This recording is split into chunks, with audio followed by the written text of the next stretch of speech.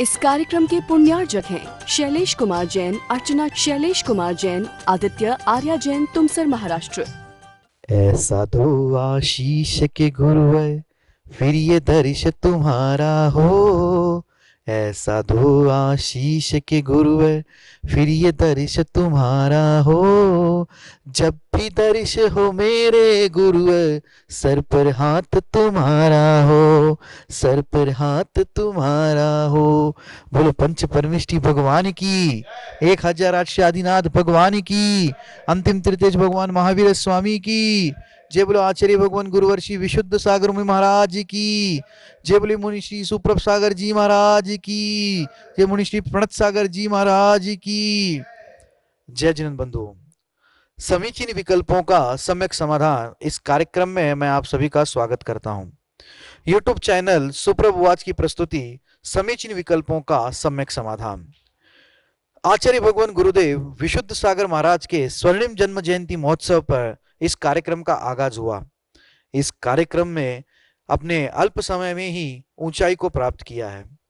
इसका कारण एकमात्र यह है कि इसमें जो आचार्य भगवान का आशीर्वाद एवं मुनि श्री सुप्रभ सागर जी महाराज का जो सम्यक समाधान है, जो समाधान प्राप्त हो रहा है, जो देश विदेश एवं विभिन्न प्रांतों से जो श्रावकगण इस कार्यक्रम से जुड़े हुए हैं और अपने मन में जो उठने वाले उथल पुथल है, जो समीचीन विकल्प है, उसका शांत करने वाला या उसकी समाधान की सम्यक समाधान प्राप्त कर रहे हैं मुनि श्री सुप्रभ सागर जी महाराज के मुखारविंद से।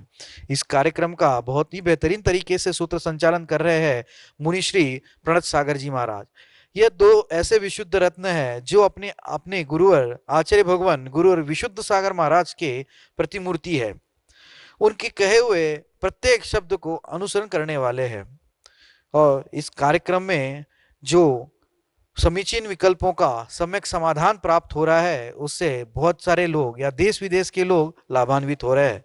आपका ज्यादा समय नहीं लेते हुए मैं मुनि श्री प्रणत सागर जी महाराज के चरणों में बारंबार नमोस्तु करता हूं एवं विनय करता हूं कि वह आज के कार्यक्रम को गति प्रदान करते हुए संचालन करें। नमोस्तु नमोस्तु नमोस्तु महाराज जी। ओम नमः सिद्धेभ्य। पंच परमेष्टि भगवान की परम पूज्य आचार्य भगवंत गुरुवर विशुद्ध सागर जी मुनि महाराज जी की, परम पूज्य मुनि श्री सुप्रभ सागर जी महाराज जी की जय।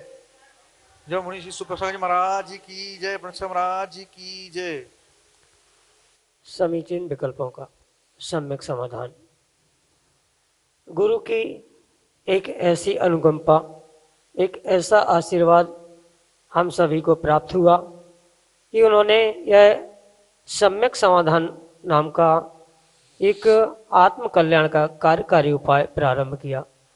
परम पूज्य आचार्य भगवंत गुरुवर विशुद्ध सागर जी महाराज के मंगल शुभाशीष से उन्हीं के सुयोग्य शिष्य परम पूज्य मुनि श्री सुप्रभ सागर जी महाराज हम सभी को प्रतिदिन हमारे मन में उठने वाले अनेकानेक समीचीन विकल्पों का सम्यक समाधान आगमोक्त विधि से प्रदान कर रहे हैं और उस सम्यक समाधान के माध्यम से विकल्प किसी एक का और समाधान का लाभ अनेकानेक जीवों को प्रतिदिन प्राप्त हो रहा है। देश के विभिन्न अंचलों से अनेकानेक समीचीन विकल्प हमें यहाँ प्रतिदिन प्राप्त हो रहे हैं और परम पूज्य मुनि श्री उनका आगमोक्त विधि से सम्यक समाधान प्रदान कर रहे हैं। प्रारंभ करते हैं आज का सम्यक समाधान और आज का पहला विकल्प उत्तर प्रदेश की राजधानी लखनऊ से श्रीमती उषा जैन सपरिवार परम पूज्य मुनि श्री के चरणों में कोटि कोटि नमोस्तु निवेदित करते हुए अपना समीचीन विकल्प रख रहे हैं कि महाराज जी विधान में जो ठोने पर लौंग चढ़ाते हैं उसका क्या करना चाहिए एवं लौंग की जो फूल माल प्राप्त होती है उसका क्या करना चाहिए। हमारे समीचीन विकल्प का सम्यक समाधान करने की अनुकंपा करें। नमोस्तु महाराज जी, नमोस्तु। ओम नमः सिद्धम। परम पूज्य आचार्य भगवान गुरुवर विशुद्ध सागर जी महाराज की जय। जय। सुप्रभ सागर महाराज जी की जय। जो पूजन में ठोने आदि में चढ़ाई जाने वाली लौंग है, चाहे विधान में हो चाहे पूजा में हो, वह तो चढ़ाई जानी होने से उसे तो परिपूर्ण रूप से निर्माल्य ही स्वीकार करना होगा। इसलिए कहीं कहीं यह परंपरा वर्तमान में देखी जाती है कि उन ठोनों में चढ़ाई गए लौंगों को घर में तिजोरी आदि में रखा जाता है, कलश आदि में रखा जाता है, पर वास्तव में वह निर्माल्य होने के कारण वह ठोने आदि में चढ़ाई गई लौंगों को हम घर में या कहीं अन्यत्र ना रखें, यही हमारे लिए उत्तम है। और रही बात जो फूलमाल के निमित्त से आपको लौंग आदि मिले हैं या मंगल कलश के साथ उस कलशों में आदि लौंग प्राप्त हुए हैं, तो वह निर्माल्य के श्रेणी में नहीं आता, क्योंकि वह किसी देवशास्त्र गुरु के निमित्त से हमने चढ़ाई नहीं है, अपितु सामान्य रूप से वह मांगलिक द्रव्य के रूप में हमें प्राप्त हुई है। इसलिए चाहे वह फूलमाल की लौंग हो, कलश आदि में रख के प्राप्त हुई लौंग हो, या अन्य किसी प्रकार से जहाँ हमने परमात्मा देवशास्त्र गुरु के निमित्त से उसे समर्पित या चढ़ाया नहीं है, वह लौंग निर्माल्य की श्रेणी में नहीं आने के कारण हम उसे घर में रख सकते हैं। उसे मांगलिक द्रव्य मानकर उसको तिजोरी में रख लो या कहीं कलश आदि में भी रखने में कोई भी परेशानी नहीं है। पर हमारी समझ से तो जो ठौने आदि में चढ़ाई गई लौंग है वह निर्माल्य होने से उसे श्रावक को घर में नहीं रखना चाहिए। फूल माला आदि के निमित्त से प्राप्त लौंग आप घर में रख सकते हो, उसमें कोई विकल्प नहीं है। यही आपके लिए सम्यक समाधान है। अगला विकल्प बड़ा गांव मध्य प्रदेश से श्रीमती सुलेखा जैन हटैया परम पूज मनीषी के चरणों में सपरिवार कोटि कोटि नमोस्तु निवेदित करते हुए अपना समीचीन विकल्प रख रहे हैं कि महाराज जी वैयावृत्ति कितने प्रकार की होती है। सम्यक समाधान के माध्यम से हमारे समीचीन विकल्प का सम्यक समाधान करने की अनुकंपा करें। नमोस्तु महाराज जी, नमोस्तु। आगम में वैयावृत्ति के उमा स्वामी महाराज की अपेक्षा से 9-10 भेद प्रस्तावित किए गए, जहाँ 9वें अध्याय में आचार्य भगवंत 24 नंबर के सूत्र में उसका विशेष रूप से व्याख्यान करते हैं। आचार उपाध्याय तपस्वी श्रेष्ठ ग्लान गण संघ साधु मनोज्ञानम, इस सूत्र के अंतर्गत आचार्य महाराज वैयावृत्ति के भेद हमें बताते हैं। जो दीक्षा शिक्षा देने में अपने आप को लगाए हुए हैं, पंचाचार का पालन करने कराने में लगे हैं, ऐसे साधु को आचार्य कहते हैं। और आचार्य परमेष्ठी की उनके अनुकूल क्रियाओं को क्रियान्वित करने के लिए सहयोग करना, वह उनकी वैयावृत्ति है। वैयावृत्ति का मतलब मात्र हाथ पैर दबाना आदि नहीं है, अपितु उनके अनुकूल क्रियाओं को करना, उनको अनुकूलता प्रदान करना, यह उनकी वैयावृत्ति कही है। वह 10 प्रकार की वैयावृत्ति आचार्यों की अनुकूल क्रियाओं को करना, वह आचार्य वैयावृत्ति है। उपाध्याय पाठन पठन का काम करने वाले साधुओं की वैसी वैयावृत्ति अनुकूलता से सहयोग करना, ये उपाध्याय वैयावृत्ति है। जो तपस्वी है उनकी तपस्या में अनुकूलता प्रदान करना, ये उनकी तपस्वियों की वैयावृत्ति रूप तपस्वी वैयावृत्ति है। शैक्ष यानी जो पढ़ने लिखने वाले हैं उनको किस प्रकार का आहार कराना चाहिए, उनको किस प्रकार की सुविधाएं प्रदान करनी चाहिए आदि, वह शैक्ष के अंतर्गत आने वाली वैयावृत्ति है।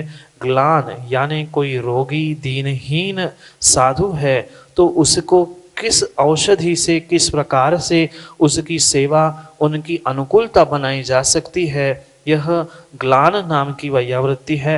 गण यानी साधुओं के समूह को गण कहते हैं।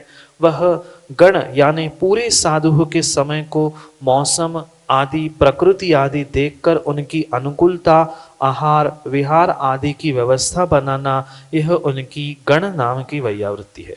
पुनः जो आचार्य परंपरा से एक साथ रहने वाले कुल के साधु है, उनकी वैसी वैयावृत्ति करना, ये कुल नाम की वैयावृत्ति है। संघ चतुर्विध प्रकार का संघ कहा जाता है। आचार्य मुनि आरिका श्रावक श्राविका रूप जो चतुर्विध संघ है, साथ साथ ऋषि मुनि यति अनगार, इस प्रकार का भी जो चतुर्विध संघ है, उनकी अनुकूल प्रक्रिया या संयम आदि के अनुकूल क्रियाओं को करना, वह संघ की वैयावृत्ति है। जो बहुत समय से चिर दीक्षित दीक्षा को प्राप्त या चिर दीक्षित जो साधु है, उन्हें साधु कहते हैं। और ऐसे साधुओं की वैयावृत्ति करना, ये साधु वैयावृत्ति है। पुनः जो मनोज्ञ यानी जनप्रिय, सबको प्रिय लगने वाले जो साधु है, उनकी वैयावृत्ति करना, ये मनोज्ञ वैयावृत्ति के इस प्रकार से ये आचार्य उमा स्वामी महाराज ने 10 प्रकार के वैयावृत्ति के भेद कहे और संक्षेप से इसका यही व्याख्यान है। विस्तार से आप सर्वार्थ सिद्धि आदि ग्रंथों में इस वैयावृत्ति के भेदों को और विस्तार से समझ सकते हो। यही आपके लिए सम्यक समाधान। अगला विकल्प झांसी उत्तर प्रदेश से अमित जैन परम पूज मुनि श्री के चरणों में कोटि कोटि नमोस्तु निवेदित करते हुए अपना समीचीन विकल्प रख रहे हैं कि महाराज जी, क्या काल सर्प योग का प्रभाव हमारे जीवन में होता है? यदि होता है तो उस काल सर्प दोष का निवारण कैसे करें? सम्यक समाधान के माध्यम से हमारे समीचीन विकल्प का सम्यक समाधान करते हुए हमारा मार्गदर्शन करने की अनुकंपा करें। नमोस्तु महाराज जी, नमोस्तु। बहुत अच्छा प्रश्न है। जो यह काल सर्प योग, विषकंठ योग और मृत्युंजय योग आदि जितने भी योगों की वर्तमान में व्याख्या प्रारंभ हुई है, वास्तव में यह योग, ज्योतिष, ये सब कुछ निमित्त भूत तो होते हैं, पर सर्वथा इनके ही निमित्त से या इनके ही कारण से हमारा जीवन अच्छा भला बुरा होता है, यह जरूरी नहीं होता। जैसे इन योगों की या इन निमित्तों की जो वर्तमान में कुछ लोगों ने, कुछ जीवों ने जो भाव बना के रखा है या उसका जो विशेष माहौल भिन्न बना के रखा है, वास्तविकता में ऐसा कोई भी व्याख्यान आगम के परिप्रेक्ष्य में नहीं है। आगम में ये जरूर है कि ऐसे योग होते हैं, ऐसे निमित्त होते हैं, ये पर निमित्त निमित्त भूत ही होते हैं और स्वयं का उपादान, स्वयं का पुण्य एक तरफ होता है और ये सभी निमित्त एक तरफ होते। जो ये काल सर्प योग की आप बात कर रहे हो, ऐसे मैंने कहीं सुना था, पढ़ा था कि जो श्री कृष्ण थे उनको भी ये काल सर्प योग था। और ऐसा कहते हैं कि जो काल सर्प योग आता है, उनके निमित्त से जो जितने जितने अच्छे कार्य है वो सब उल्टे होते हैं। धन संपत्ति आदि सब से परिग्रह से निराकरण होके वह दरिद्री गरीब आदि बनता है। पर अगर पुराणों को हम उठा के देखें, उनके योगों को, उनके भविष्य को अगर हम खोल के देखें, तो कई सारे महापुरुषों के जीवन में यह योग संभव था। संभव क्या, उनके जीवन में साक्षात था। पर फिर भी उनके निमित्त से वह ऐसा कोई विपरीत कार्य उनके साथ इसलिए नहीं हुआ कि उनके साथ विशेष विशेष उनके पुण्य की सत्ता थी। इसलिए जो अगर आपको उस बात का विकल्प है तो उस विकल्प से दूर होने के भी उपाय आगम में बताए गए। जितने भी ज्योतिष के निमित्त से या वास्तु के निमित्त से कारण बताए गए हैं, ये मात्र और मात्र स्वयं के भीतर के विकल्प और मन के संतुष्टि का ही परिणाम है, जिसके निमित्त से यह अच्छा बुरा हमारे जीवन में घटित होता है। जिनके जिनको इस काल सर्प योग के बारे में पता ही नहीं है, उनके जीवन में उसका कोई प्रभाव नहीं देखा जाता। पर जिनको इनका दिमाग में बिठाल दिया गया है कि आपको काल सर्प योग है, आपका एक्सीडेंट में मृत्यु है, वह प्रत्येक समय में ही वैसे परिणमन और परिणाम करने से उसके साथ वैसा ही घटित हुआ करता है। इसलिए अगर वास्तव में आपको काल सर्प के विषय में कहीं, क्योंकि मुझे तो किसी विशेष आगम ग्रंथ में, आचार्य प्रणीत ग्रंथों में इन योगों के आदि के विषय में कोई विशेष व्याख्या, विशेष पर जानकारी प्राप्त नहीं हुई है, पर वह योग भी हुआ करता है, यह भी परम सत्य। उसके बचने के लिए मैं तो यही सबसे बड़ा उपाय कहना चाहता हूँ, आप प्रतिदिन देव शास्त्र गुरु की मनोभाव से परिपूर्ण अपने मन लगाकर अगर वास्तव में देव शास्त्र गुरु की आराधना करोगे तो बड़ा से बड़ा काल सर्प योग भी एक तरफ हो जाए। वर्तमान में भी जो जितने पंडित विद्वान इस काल्प सर्प योग का निवारण करने की बात करते हैं, उनके यहाँ भी यही मात्र कहीं मुनि सुब्रत नाथ की, कहीं पारसनाथ की, कहीं किसी परमात्मा की पूजा ही करने की बात कही जाती है। और 1, 2, 4 दिन करने की जगह आप प्रतिदिन संकल्प पूर्वक देव शास्त्र गुरु की आराधना, पूजा पाठ, जाप, तप आदि करना प्रारंभ करोगे तो नियम से इन योगों से बचने की संभावना है। और फिर इनसे करने के बाद भी अगर कुछ होता है तो वह अलंग शक्तिर भवितव्यतेयम, जैसा जीव जैसा भाग्य लेके आता है वह अटल है, उसे कोई परमात्मा, कोई गुरु, कोई जाप नहीं बचाने वाला। तब हम ये चिंतन करें, मंत्र तंत्र बहु होई, मरते ना बचावे कोई। क्योंकि आप कितना ही मंत्र तंत्र जाप सब कुछ कर लेना, जो जहाँ पर जैसा नियत है, अनित्य भावना का चिंतन करते हुए, अशरण भावना का चिंतन करते हुए फिर जीवन का निर्णय भी कर ले। पर मुझे विश्वास है आप पूरी श्रद्धा भक्ति पूर्वक अगर देव शास्त्र गुरु की आराधना करोगे तो नियम से काल सर्प योग क्या, उससे भी कोई खतरनाक योग होगा तो वह भी टल सकता है। अपितु मेरा श्रद्धान, मेरा समर्पण, मेरा विश्वास उतना तगड़ा होना चाहिए, वैसा मेरा चिंतन और वैसा मेरा पुरुषार्थ होना चाहिए। तो नियम से काल सर्प जैसे नहीं, अपितु ऐसे अनेक दोष भी हमारे जीवन से मिट सकते हैं। इसलिए आप देवशास्त्र गुरु की आराधना करें, प्रतिदिन संकल्प पूर्वक उनकी आराधना करने से आपके सभी अशुभ योग टर जाएंगे। सबसे बड़ा गुरु का आशीष तुम्हारे लिए और प्रभु की भक्ति ही आपके लिए जीवन बदलने वाली हो जाए, यही आशीष के साथ आपके लिए सम्यक समाधान। अगले विकल्प के लिए चिरगांव झांसी उत्तर प्रदेश से अनन्य गुरु भक्त श्रेयांश जैन बिल्लू सर हमारे सामने हैं, जो कि अपना समीचीन विकल्प परम पूज्य मुनिश्री के समक्ष रख रहे हैं। मर्यादा की या समता भाव धारण करने की लिमिट क्या होनी चाहिए आज के संदर्भ में? यदि जिन साधुओं पर या जिन मंदिर पर कोई उपसर्ग आए तब किस प्रकार की समता धारण करना चाहिए या अपने संसाधनों का प्रयोग कर लेना चाहिए? समता, समत्व भाव एक जीवन के ऐसे परिणाम और ऐसे क्षण होते हैं जहाँ हमें अच्छे बुरे सुख दुख आदि में विकल्प नहीं होता। जो समता भाव या सामायिक आदि की व्याख्या की जाती है वह एक श्रावक की अपेक्षा से निर्धारित काल या निर्धारित समय में ही संभव हो सकती। अगर श्रावक ने 24 घंटे समता भाव धारण कर लिए तो वह शीघ्र ही साधु बन जा सकता है। पर जो विकल्प आपने समता से संदर्भित रखा है वहाँ पर एक श्रावक का प्रथम कर्तव्य तो यही है कि माध्यस्थ भावम विपरीत वृत्ति, पर वह विपरीतता को भी प्राथमिक अवस्था में, जहाँ हमारी स्वयं की क्षति नहीं हो, हमें कर्म बंध पाप आदि का नहीं हो, इस प्रकार से अगर उस विपरीतता को हम ठीक कर सकते हैं तो वहाँ तक तो हमें उस विपरीतता को सुधारने का एक श्रावक को प्रयोग करना चाहिए। समता की या समत्व की कोई लिमिट मर्यादा नहीं है, उसकी चरम सीमा ही साधुता है, निर्ग्रंथता है। पर एक श्रावक के लिए उसकी कुछ मर्यादा समय की अपेक्षा से या शक्ति की अपेक्षा से हो सकती है, पर उसका अर्थ ये नहीं है कि हम धर्म आयतनों की रक्षा के पीछे अपना सर्वस्व लुटाकर किसी भी प्रकार से किसी को मारने, पीटने या हिंसा करने के लिए प्रवृत्त हो जाए।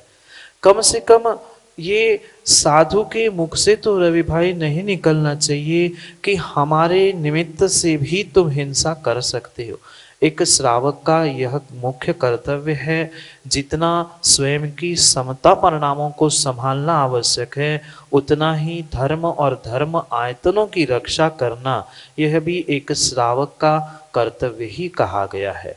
पर उनकी रक्षा तो होनी चाहिए, पर रक्षा के निमित्त से हिंसा जन्य क्रियाओं को नहीं घटित करना चाहिए। माना कि आप धर्म और धर्म आयतनों की रक्षा करने के लिए तैयार हो चुके हो और लड़ने के लिए भी खड़े हो गए। माना कि कुछ ऐसे पाप कर्म के उदय से आपको ही कुछ क्षति पहुंच गई या किसी धर्मात्मा को कुछ हो गया, तो धर्म ने तो आप जैसे एक अच्छे धर्मात्मा को विलीन करने के या क्षति प्राप्त करने रूप एक नुकसान को प्राप्त कर लिया। इसलिए बहुत अच्छी बात यही है कि प्रथम तो हम अपनी धर्म की, स्वयं की धर्म की सुरक्षा के साथ साथ धर्म और धर्म आयतनों की सुरक्षा का प्रयास करें। उसमें अगर हम सफल नहीं हो पा रहे हैं तो वहाँ हमें विपाक विचय, अपाय विचय रूप धर्म ध्यान को धारण करना होगा। अन्यथा किसी भी प्रकार से मैं वह उपदेश दे ही नहीं सकता कि देश की, राष्ट्र की, धर्म की, आयतनों के लिए भी तुम तलवार लेकर लड़ने खड़े हो जाओ। साधु की वचन गुप्ती नहीं तो कम से कम भाषा समिति का पालन करके ही उन्हें उपदेश आदि देना चाहिए। पर यह भी परम सत्य है, श्रावक के लिए मात्र और मात्र संकल्पी हिंसा का निषेध है। विरोधी, आरंभी आदि हिंसाओं का उनका त्याग नहीं है। एक उत्कृष्ट श्रावक की, एक विवेकवान श्रावक का यही विवेक हुआ करता है कि हम कौन से समय पर कौन सा कार्य कितने अंशों में करें, यह हमारा और श्रावक का स्वयं का विवेक होना चाहिए। समता भी आवश्यक है और धर्म आयतनों की भी रक्षा उतनी ही आवश्यक है। इसलिए स्वयं का विवेक और स्वयं की बुद्धि से समय की, काल की और उन घटनाओं की तारतम्यता को समझकर उसके विषय में हमें निर्णय करना आवश्यक है। उसको एक स्थूल रूप से एक साथ जोड़कर सबका निर्णय एक साथ नहीं किया जा सकता। जैसे कोर्ट में भी कोई घटना या किसी क्रियाओं के लिए कुछ रिजल्ट देना होता है तो आगे पीछे की सब बातों को समझकर उस पर विचार विमर्श करने के उपरांत ही उसके विषय में जज आदि निर्णय देते हैं। ऐसे ही वह सभी रूप से समझ कर ही हमें उसके विषय में निर्णय देना और समझना होगा। इसलिए हमारी स्वयं की समता भी नष्ट नहीं हो, धर्म आयतनों की भी, गुरु, शास्त्र, देव आदि की भी क्षति प्राप्त नहीं हो, ऐसी सम्यक परिणति एक श्रावक को करने योग्य होती है। मात्र उसकी संकल्पी हिंसा का त्याग होने से अगर कोई आपको या धर्म आयतनों को नष्ट करने में प्रवृत्त है तो उसके विरोध में या उसकी सुरक्षा में तो आप खड़े हो सकते हो, पर उसका अर्थ ये नहीं है कि इस हिंसा से हम बच सकते हैं। माना कि क्वचित कदाचित उसके निमित्त से भी हिंसा प्रकट हो चुकी है या हिंसा हुई है तो उसके लिए भी आप भविष्य में गुरु महाराज से प्रायश्चित आदि ग्रहण करके अपने उन दोषों का, हिंसा आदि का प्रक्षालन कर सकते हैं। इसलिए ये एक श्रावक का स्वयं का विवेक है कि हम कितने हद तक उस समता को या उस घटना को, दुर्घटना को साध सकते हैं। पहले तो प्रयास साधने का करना, फिर समझाने का करना, और फिर ना हम नहीं समझ पाए, समझा पाए तो अपने स्वयं के धर्म की और स्वयं की रक्षा करते हुए ही कोई कदम उठाना, यही आपके लिए सम्यक समाधान। जय जन बंधु, हम आप सभी लाभ ले रहे थे सम्यक समाधान का। समीचीन विकल्पों का सम्यक समाधान यह कार्यक्रम प्रतिदिन 5:13 पे YouTube चैनल सुप्रभु वाच पे प्रसारित होता है। इसका पुनः प्रसारण फेसबुक के माध्यम से भी होता है। फेसबुक पे आप सुप्रभु वाच या श्रमण सुप्रभ सागर जी महाराज के नाम से पेज है, उस पेज पे इसका पुनः प्रसारण होता है। आप फेसबुक के माध्यम से भी इस कार्यक्रम का लाभ ले सकते हैं। अगर आप इस कार्यक्रम से जुड़ना चाहते हो, अगर आपके मन में जो उठने वाले विकल्प है उसको शांत करना चाहते हो या उसका सम्यक समाधान प्राप्त करना चाहते हो, तो आप जो नीचे डिस्क्रिप्शन पे या नीचे पट्टी पे जो नंबर चल रहे हैं उस नंबर के माध्यम से अपना समीचीन विकल्प हम तक पहुंचा सकते हो। जो नंबर है व्हाट्सएप के, वह नंबर इस प्रकार है 8707548811 8707548811। एक अन्य नंबर भी है 7415306441। अगर आप जीमेल के या ईमेल के उपभोक्ता हो और अगर आप जीमेल और ईमेल के माध्यम से हम तक समीचीन विकल्प पहुंचाना चाहते हो, तो हमारा ईमेल आईडी है samyak.samadhan@gmail.com। मैं दोनों गुरुजी के चरणों में, मुनिश्री के चरणों में बारंबार नमोस्तु करता हूं और आज के कार्यक्रम को यही विराम देता हूं। नमोस्तु नमोस्तु नमोस्तु। इस कार्यक्रम के पुण्यार्जक हैं शैलेश कुमार जैन, अर्चना शैलेश कुमार जैन, आदित्य आर्या जैन, तुमसर महाराष्ट्र।